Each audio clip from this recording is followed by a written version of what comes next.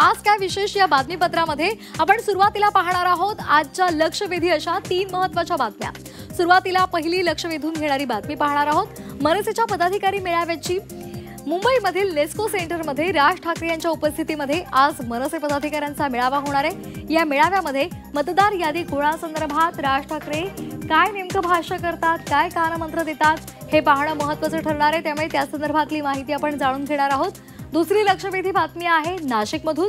Nashik ITI मध्ये वेदांचं शिक्षण दिलं जाणार आहे। सिंहस्थ कुंभमेळ्यातील पुरोहितांची गरज भागवण्यासाठी हा उपक्रम सुरू केला जाणार आहे। मात्र सरकारच्या या निर्णयाला स्थानिक पुरोहितांनी विरोध केलेला आहे।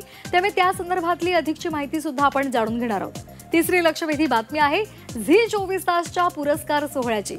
मराठी मनोरंजन विश्वातील मातब्बरांचा गौरव करणारा दिमाखदार सोहळा तुम्हा सर्वांची लाडकी वृत्तवाहिनी झी 24 तासनं नुकताच मुंबईमध्ये आयोजित केलेला होता। या सोहळ्यामध्ये मुख्यमंत्री देवेंद्र फडणवीस यांच्या हस्ते मराठी चित्रपटसृष्टीमधील मान्यवर कलाकारांना सन्मानित करण्यात आलं। या मुख्य सोहळ्याचं प्रक्षेपण आज होणार आहे। हा सोहळा तुम्ही आज रात्री 7:52 तुमच्या आवडत्या झी 24 तास या वृत्तवाहिनीवर पाहू शकणार आहात। त्यामुळे त्या संदर्भातली माहिती सुद्धा आपण जाणून घेणार आहोत।